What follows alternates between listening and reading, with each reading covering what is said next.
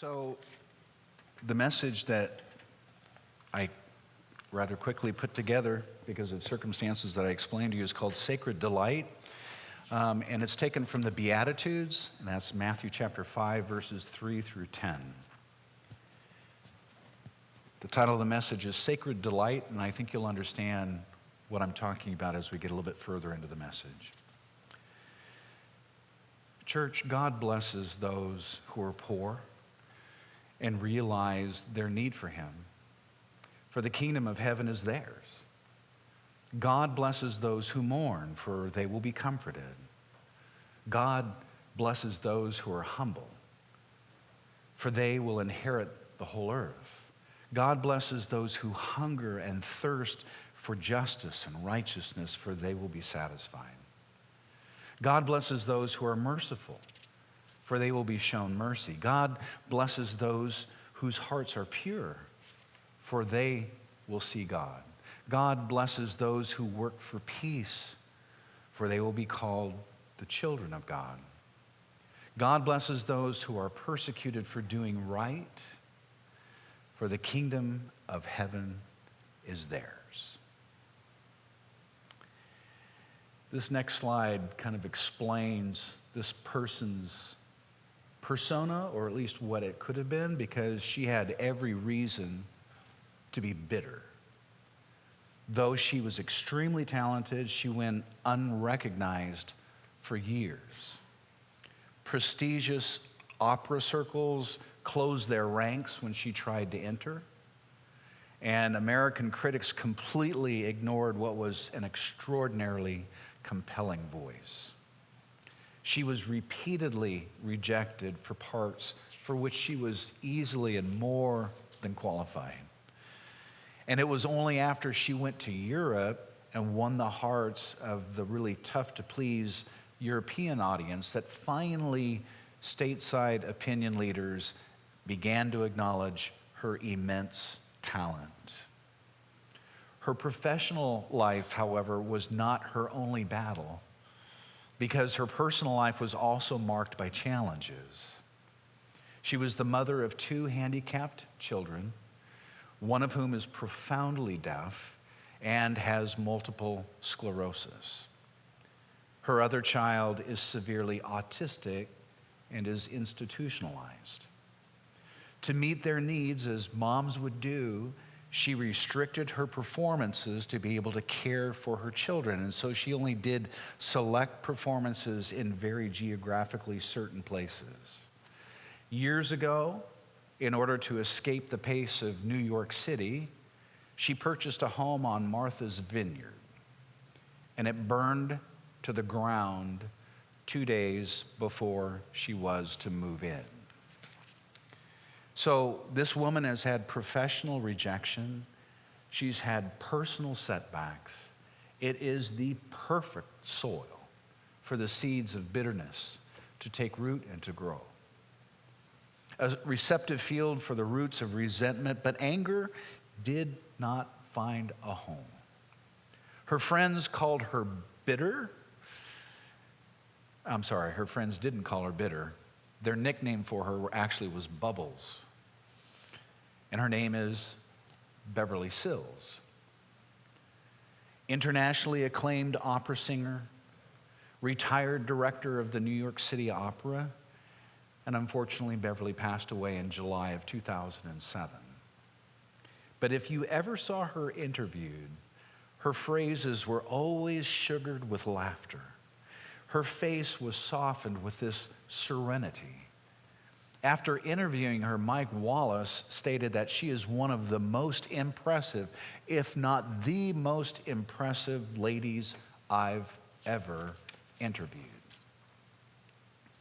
And my question of you is, how can a person handle such professional rejection and personal trauma and still be known as Bubbles?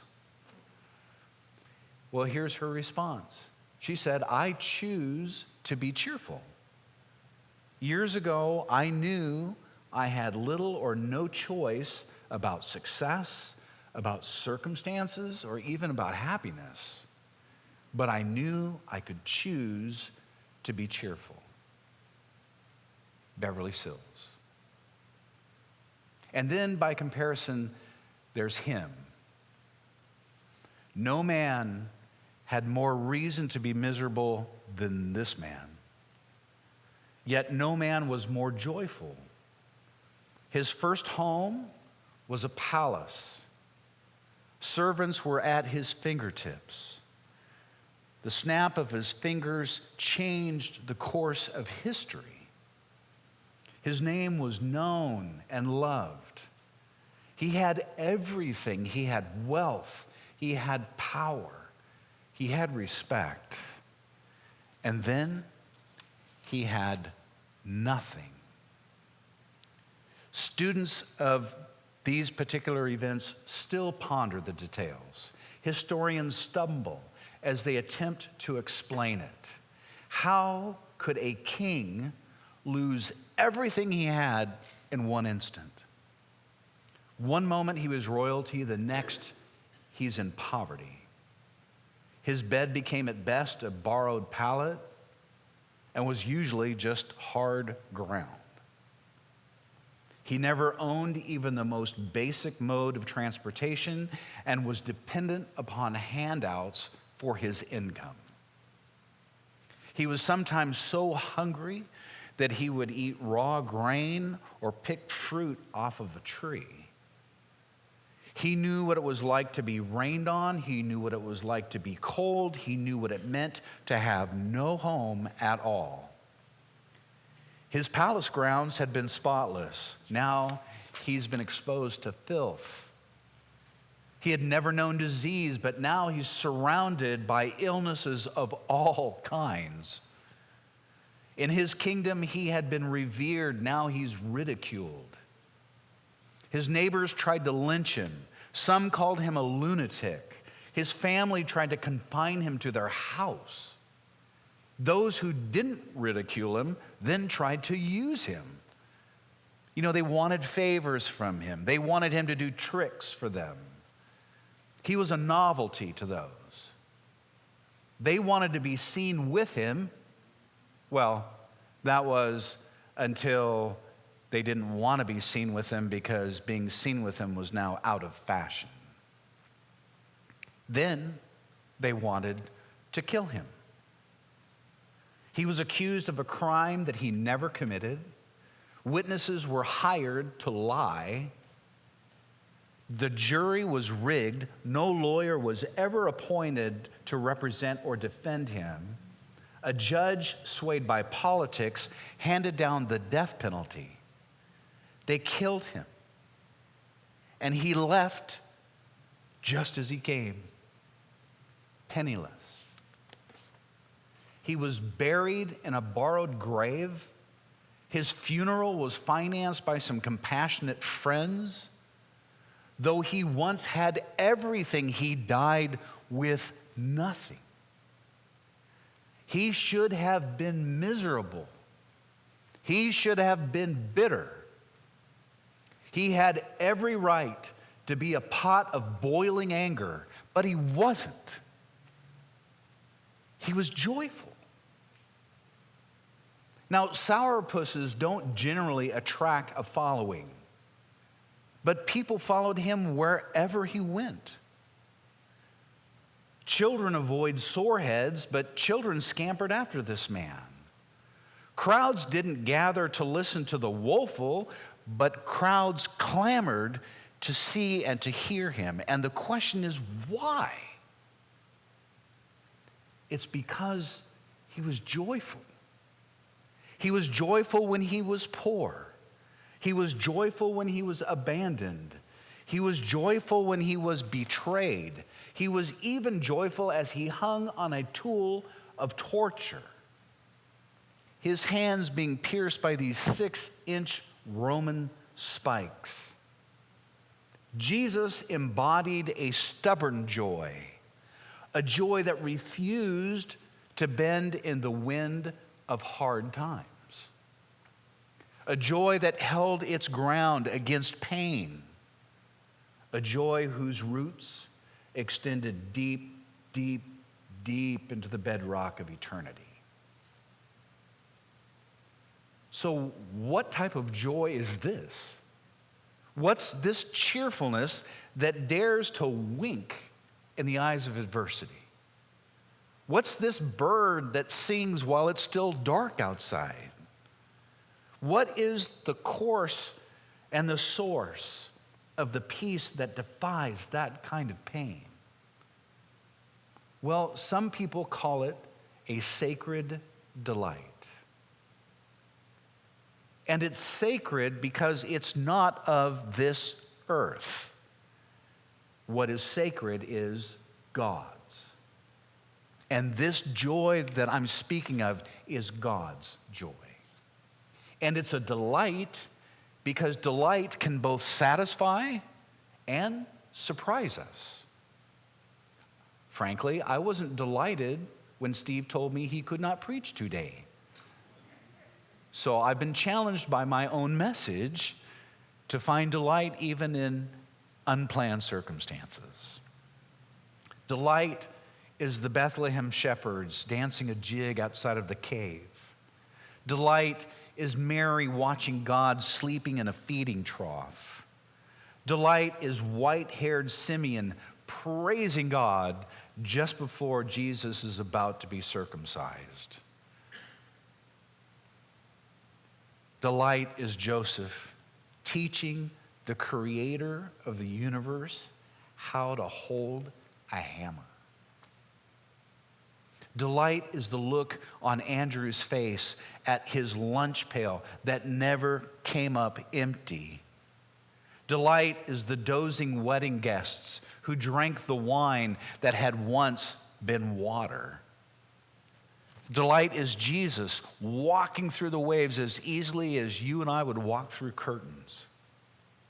Delight is the leper seeing a finger where there had once been only a nub. A widow hosting a party with food that was made for a funeral. A paraplegic doing somersaults. Delight is Jesus doing impossible things in crazy ways. Healing the blind with spit.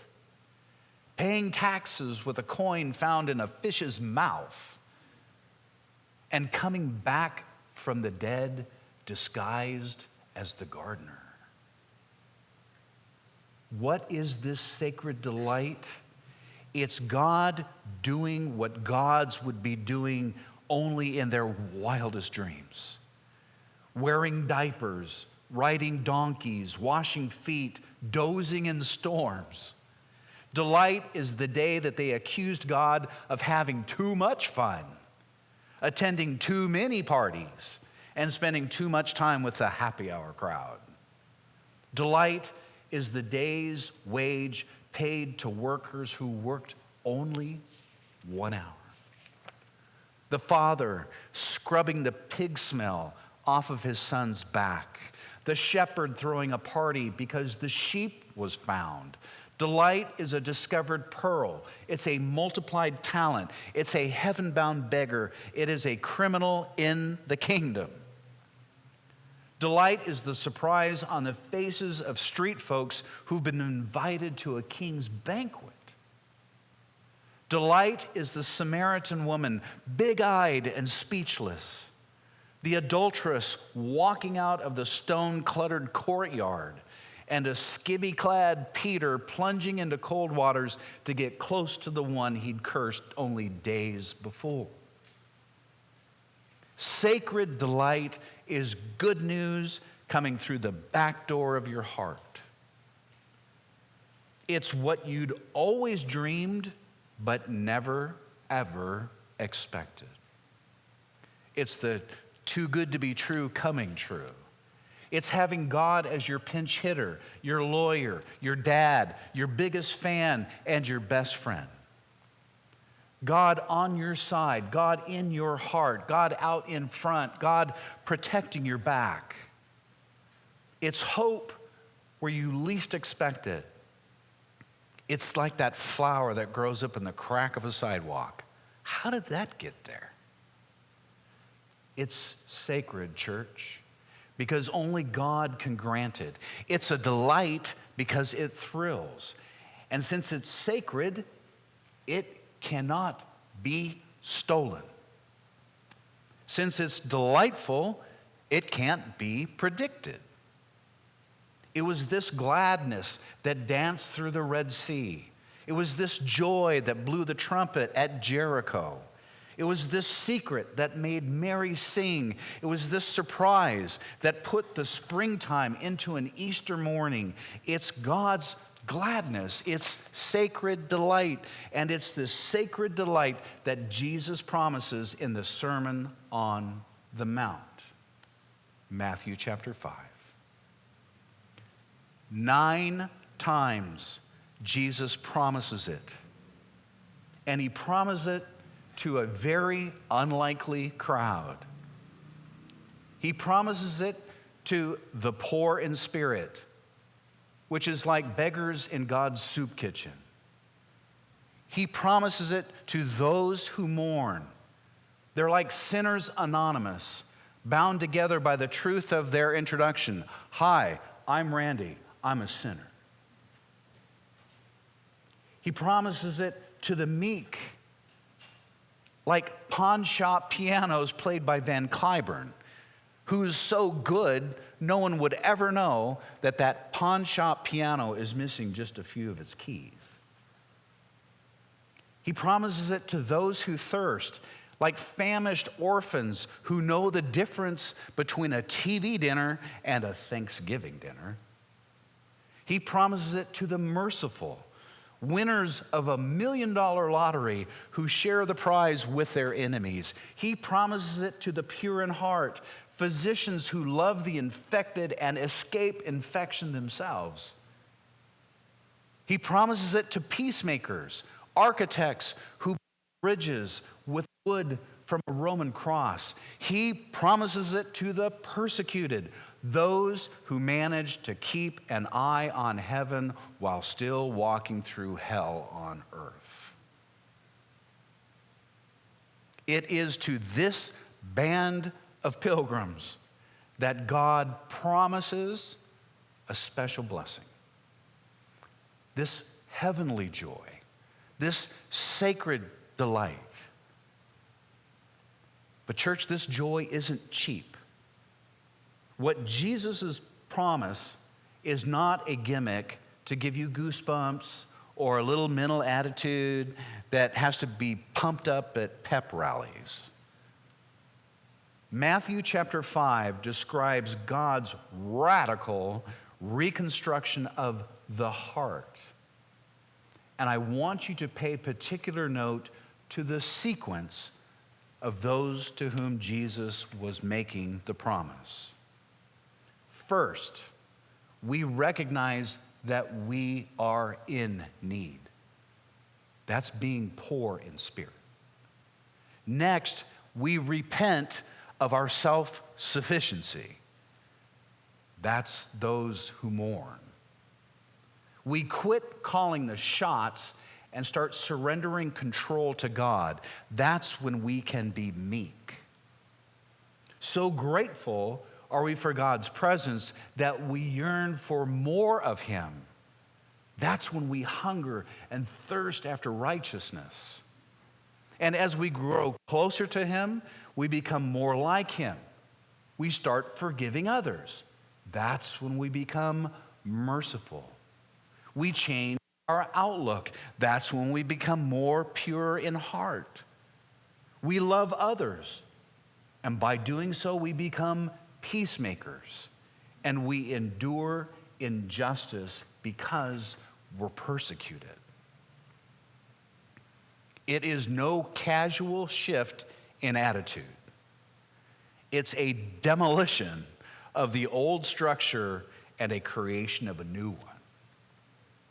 The more radical the change, the greater the joy, and it's worth every effort. It's worth every effort to have this joy of God.